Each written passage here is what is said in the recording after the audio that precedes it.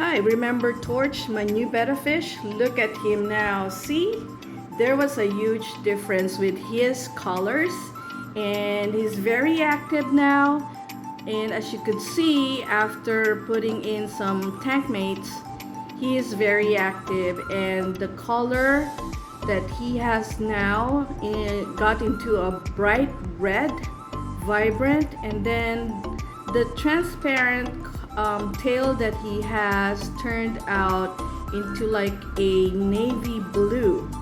The red shades that Torch has now just popped into a darker and brighter color. But what we're after right now, because I seldom put lights into this, well, I was surprised also him having that bright color. I noticed that I would need to change the water inside this 2.5 tank.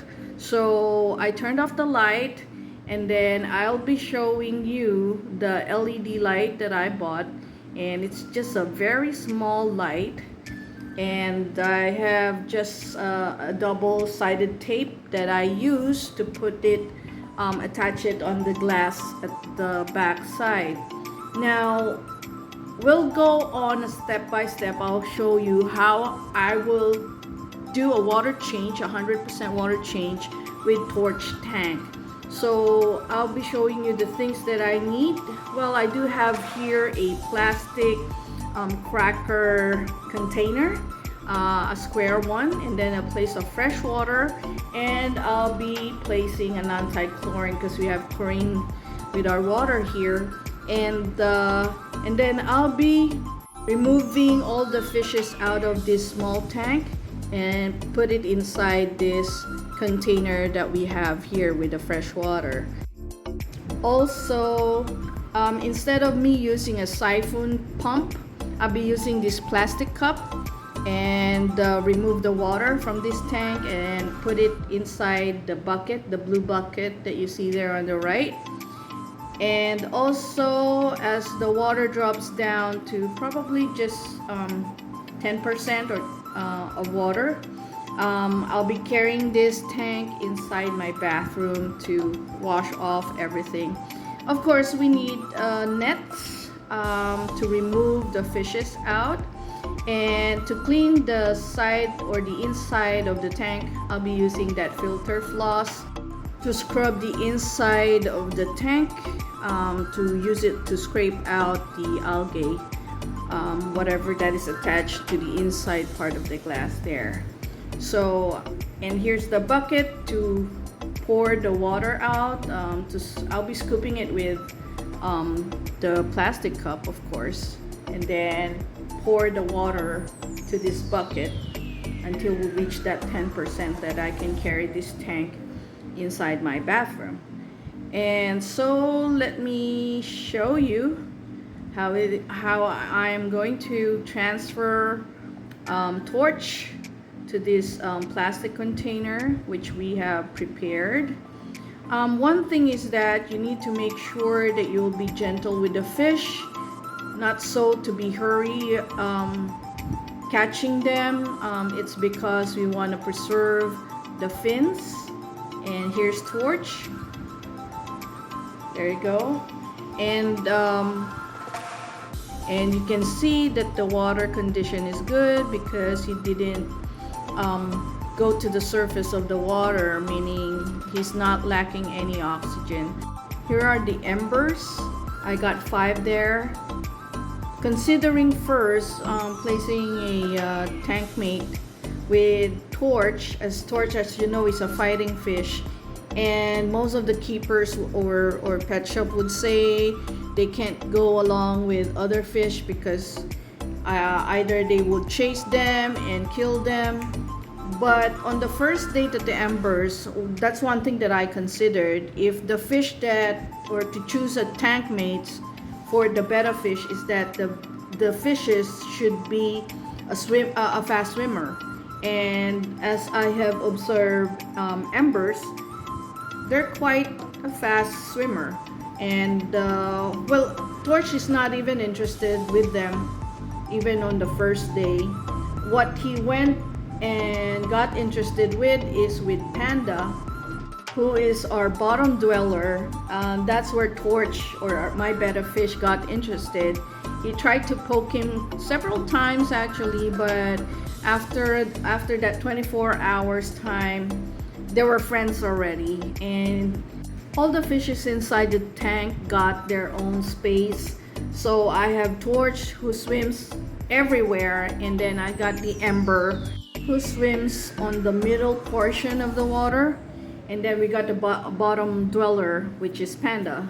Now I got this small filter here, which I'm not really expecting too much that it would filter the tank, but what I'm after is the bubbles that comes out that would turn oxygen or give oxygen to our Ember and to our Panda. As you would know, fighting fish or Betta fish can breathe on their own even without the aerator. So what we need to do is to remove everything first out of this tank. I got this twig coming from my driftwood, and I got 2 of it. As you would know, with driftwood you have to soak it in water for a long time before it sinks. And all this slate or rocks and pebbles and sand that I have here, I got it from my old tank. So everything is recycled. Even this old tank is recycled. I just thought about it of having a fish again inside this tank. So as I mentioned to you earlier, here's the bucket, here's the plastic cup, and I think it will be easier and faster to do it. And I would have this part of the tank 10% or 5% water left, then I'll carry it inside the bathroom. And as I'm doing this, actually not really visible in the video, but all the left food is floating. So as you disturb the water, or scooping out the water out, you would also smell a fishy smell inside this tank. I have placed ceramic rings inside the tank. For other pet keepers or fish keepers, they use this to put inside their filtration, their overhead filtration or sump. Other purpose that I'll be using this ceramic ring is to use it to elevate the substrate, because what we'll be doing is that I'll try to separate the slate, the rocks, the sand, the pebbles for this tank. And I would use the ceramic ring to place inside the tank first before the sand and the rest of it, to do a new scape or placement of the decor and the rocks inside.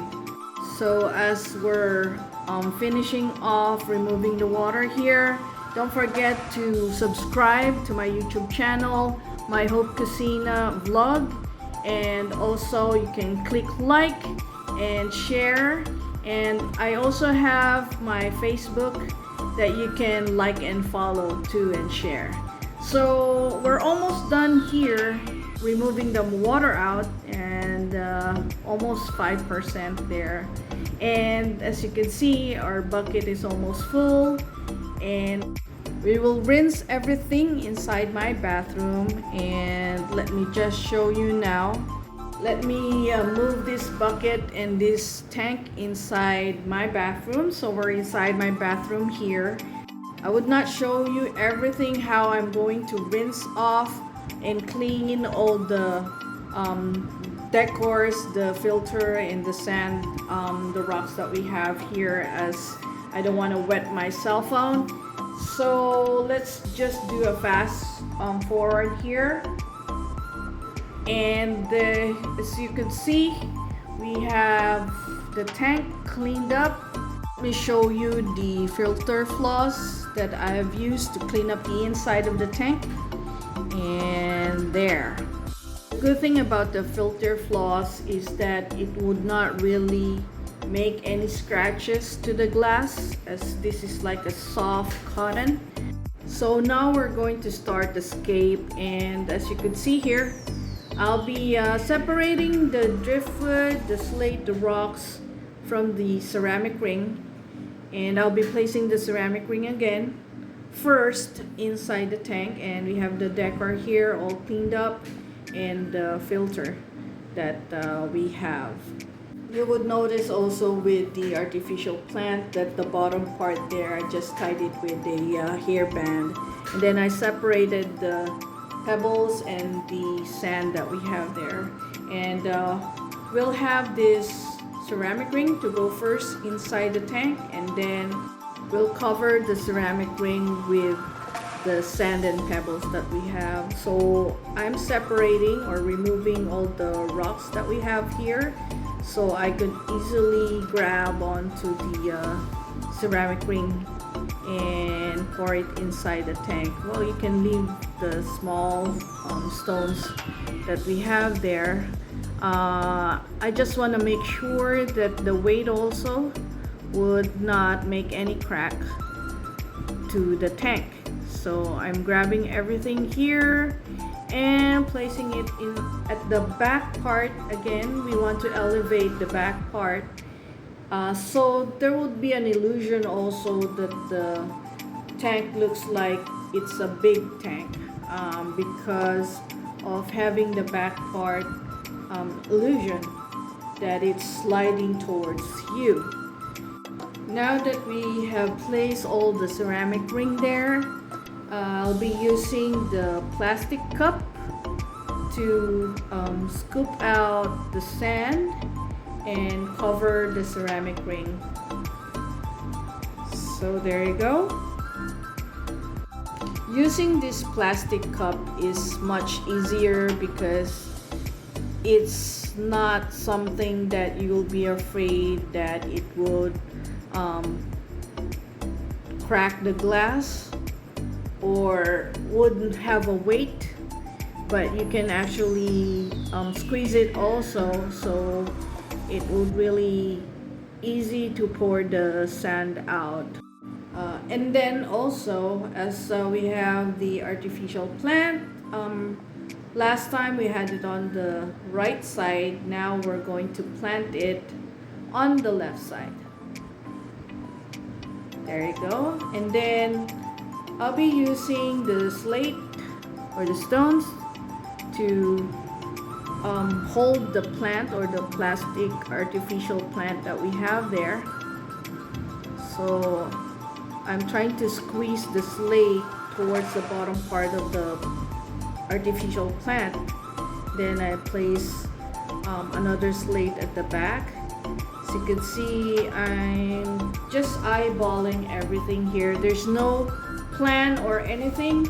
I just figured out that I want to do this way and that way. So after securing the artificial plant, you can use this spatula used for rescaping aquarium or decors inside the tank. It is really making a big help. As you could see there, you can easily move the sand, and you can flatten the sand and use to push the sand instead of your hands.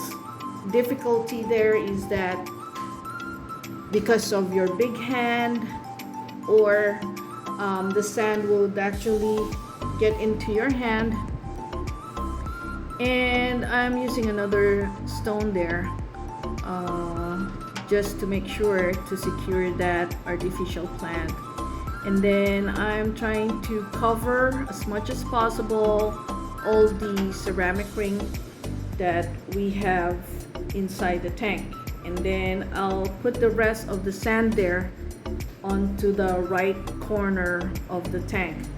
But I'm not really fixing everything here. It's because once you place the water, everything will get disturbed inside the tank. Some would actually use a cup or a saucer or like a plastic bag or something, just to make, or not to disturb the decor inside the tank. but on my end, that's fine. I can use the spatula again to scape it. Well, I'm placing this filter. It has a suction on the side, as you would see there, and just need to push it towards the glass and it would hold it, as you can see. And I got a little hose there, so I'm just placing the filter a little bit lower. It will not suck too much of the sand, so I'm not afraid of that. So I placed a little bit of water inside the tank, and I have pushed. I'm trying to brush off actually the water. As you would see, small particles or sand are floating and will be disturbed once you do that, and you can rearrange. And using this spatula really makes your life easy. So almost that we have the decor placed there in the sand. I'll be pouring water. I'll be pouring the rest of the water just to fill before the rim there. You would see at the bottom, creating the pressure of the water disturbs the sand, and that's okay because we have the spatula to rearrange again. And let me show you how I would do that, having a spatula, to use it like a brush to spread all the sand. And what I do is that I would like fan the sand so it would spread out. There you go. And just keep doing that until that you're satisfied how the sand lays down with the scape, and just to remove some of the sand out of the stones or slate that you have placed inside there, and to make sure there will be no part of the substrate that your fish will get stuck, small crevices, or sort of like corners that they would get stuck. So after running the filter here for a few minutes, you would see that the filter is doing its job, and I'm satisfied with the scape that we did here. There's nothing much that we can do because it's a small tank. I don't have any other things that I want to place there because I want the fish to have more space actually to swim around, and for them to enjoy the new scape or the new environment that they have. I'll be placing them, and here is Panda going inside.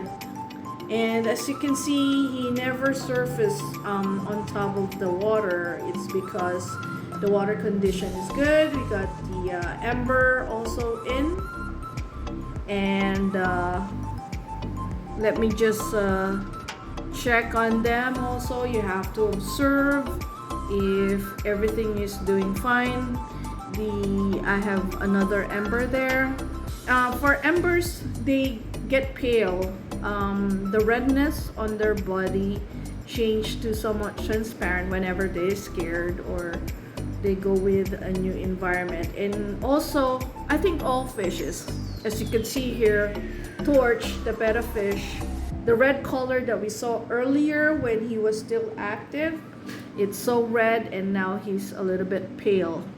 And we'll give it some time for them to adjust on the new environment. And well, it's more obvious for Torch, the betta fish, to explore more, because I find betta fish having a personality, like they look into your eyes also when they're hungry, or I don't know, there's just something unique about them.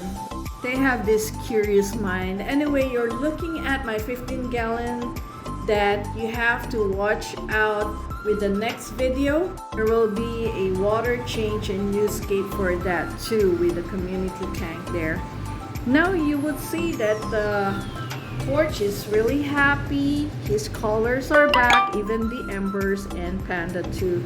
I'm loving this cave because it's just simple, more space for them to swim. And you can see here, Torch is really happy and curious about the surroundings, the new scape, and he's checking out every corner of his tank.